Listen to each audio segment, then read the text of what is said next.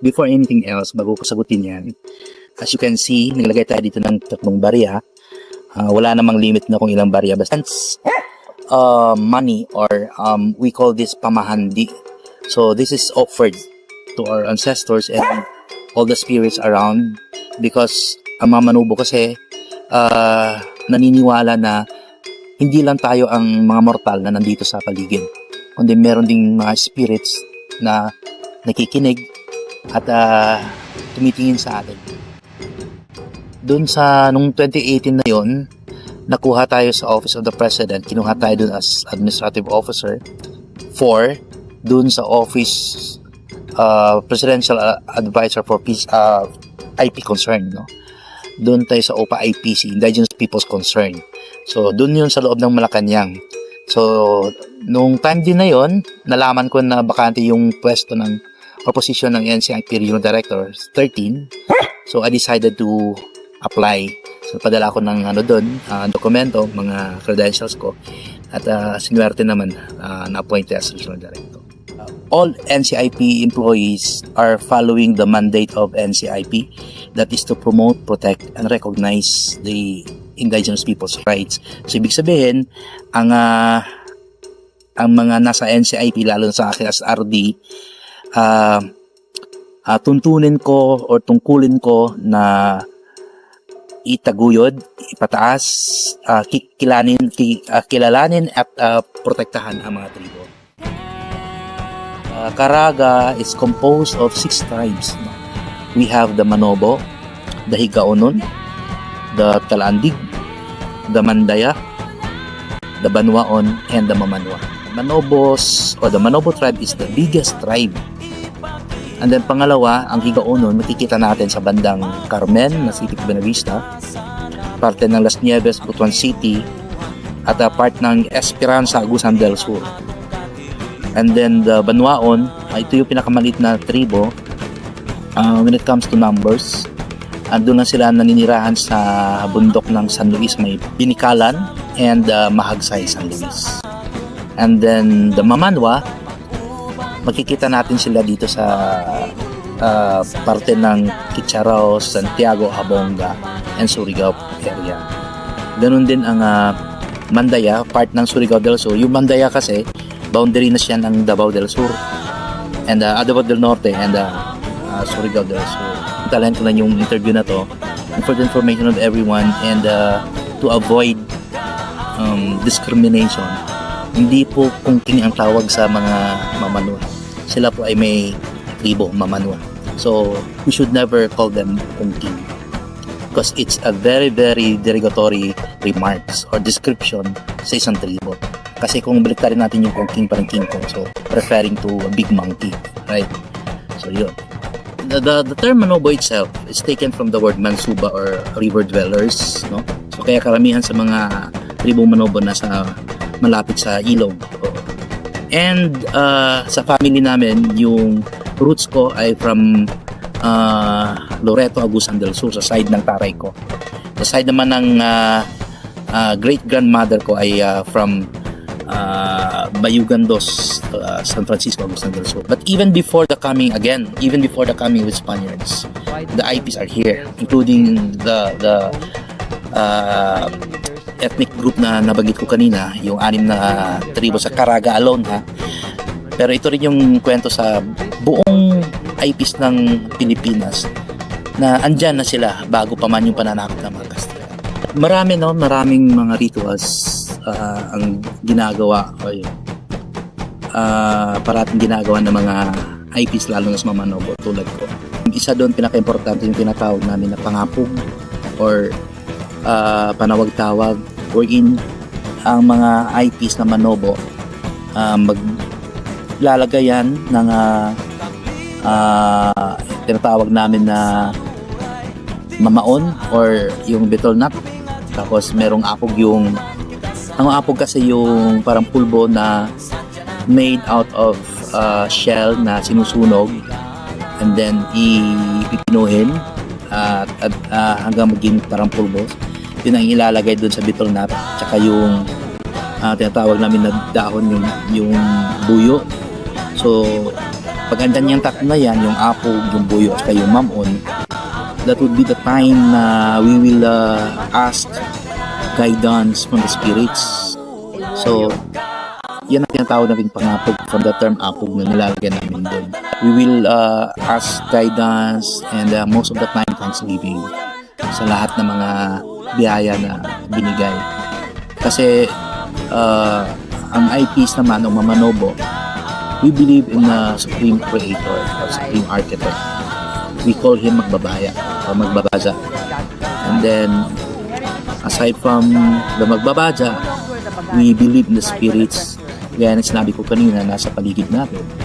So, sila yun din yung sa kanila dinidedicate yung pangapog, yung karamihan ng rituals. Ito kasi, ito yung kung titingnan natin, no, parang altar.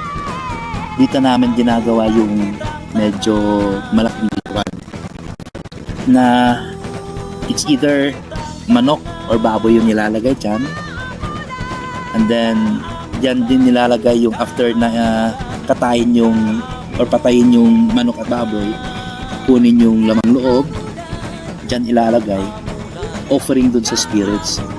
Kung makikita mo to na may mga tangkay ng nyog, so medyo ano na nga lang, luma na nga lang, pero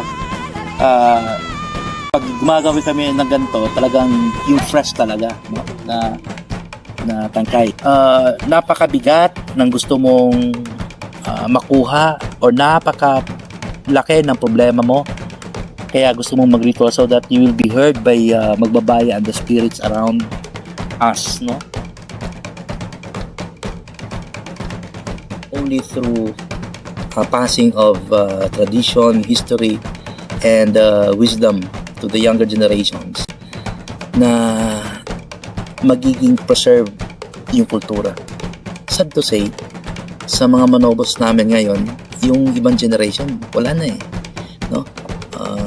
Hindi na alam yung saan yung pinanggalingan nila. They do not even recognize sino yung great-great-grandfathers nila. So that's one of those things that we would like to avoid. And we can only avoid that by passing histories kung ano yung sino kami. No? Nagawa namin yan as possible as we can. Lalo na pag merong mga big gathering ng community. Kasi sa mga big gathering ng Manobo community, andun yung mga elders, yung talagang 80 years old na talagang kahit hindi man lang nakatungtong ng elementary pero madunong, kaya full of wisdom na kunyari matatanong mo yung isang elder bakit marami siyang earring o piercing dun sa tenga niya, marami siyang earring. So sa bagong generation, it's just a fad or ano, di ba, parang wala lang, trip lang, no? Ano lang, fashion. But sa Manobo kasi, lalo na yung mga IPs na ano, mga lalaki, mga habang buko. Ano yan eh, nag-represent yan kung sino, ilan na yung taong napatay. Yeah. Bali, it's a parang crown, no? Parang crown. Through ear piercing. So, and then dun din sa mga gathering na yan, malalaman at maririnig mo through questions kung bakit itong bundok na to, bakit pinangalan na ganito. Yung sa mga young generations, before doing anything else, magtanong muna before yari sa mga gagawing mga activities. You ask first the IPs kung hindi ba to atraso or hindi ba ito makaka-offend, no? Kasi very sensitive ang IPs.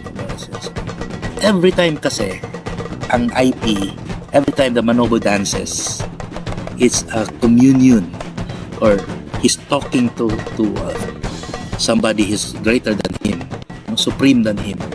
So hindi sa sumasayaw yan ng walang purpose. Minsan sumasayaw yan iiyak kasi gusto niyang ilabas yung nasa loob niya, yung mga sentimento niya, and then he would like or she would like that she would be heard or he would be heard by the spirits ang nagbabaraya through dancing, through chanting.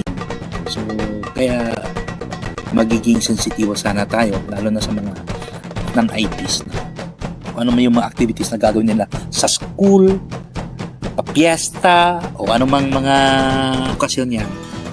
Before doing anything else, or you ask permission from the IPs. Maliit na bagay lang. Ask permission. Showing respect to us, the IPs. Kasi hindi natin alam anong mangyayari after that. Kasi again, we believe in spirits. We believe na andyan sila sa paligid. Ang daming mga bagay na nangyayari sa mga taong hindi sumusunod na hindi natin ma-explain. Not even science. It's a reminder and at the same time a challenge sa mga gaya namin na mga parents na rin to tell their children, yung mga anak nila, huwag kalimutan kung sino kayo, saan kayo nanggaling. Kasi kahit baliktarin man ang mundo, IP pa rin kayo by blood. Isa sa magandang gawin ng isang magulang ay ipakita, no? Live by example doon sa kanilang mga anak. That's why sa akin, nagre-ritual ako, nagsusuot ako ng ganito, meron akong mga ganito to remind our family na we belong to the IP group. Ano ba? Kasi kung hindi, mawawala yan. Pero kung ikaw mismo na parent ay napakita mo to sa mga younger generations, mga anak mo, lalo sa mga anak mo, magiging somehow kanila, inspiration. Di ba, kung wala ka pa noon pero may commercial, no? Doon sa TV na sa Nestle ata yun, na sinasabi ano man ang ginagawa ng matanda ay nagiging tama sa mata ng bata. So kung ano yung ginagawa ng parent, yun ang sinusunod ng mga anak. So ano yung sinusunod ng mga anak, susundin ng mga apo. And it will be handed down from generation to generation. As an IP, hindi naman sa porket IP, ayoko na mag-cellphone, di ba? Hindi ganun, no? Porket meron na bago ng ang panahon, hindi na ako mag-ritual. We could always blend, no? We could always be dynamic. Yung bang nag-a-adapt kung ano yung changes ng environment ng mundo. Siguro sa mga makikinig o nakikinig ngayon, again, it's a challenge for all of us to impart what we've learned as through IPs dun sa mga younger generations, mga anak natin. Please, don't be shy. No, don't be ashamed that you are an IP, that you are a Manobo, that you are a Talandig, whatever. Be proud. Sabi nga sa kanta ni Fali Pulit, be proud to wear the colors, your colors, that is for your own mga younger generations. So, hindi pa naman huli ang lahat. At hindi pa rin hopeless ang lahat.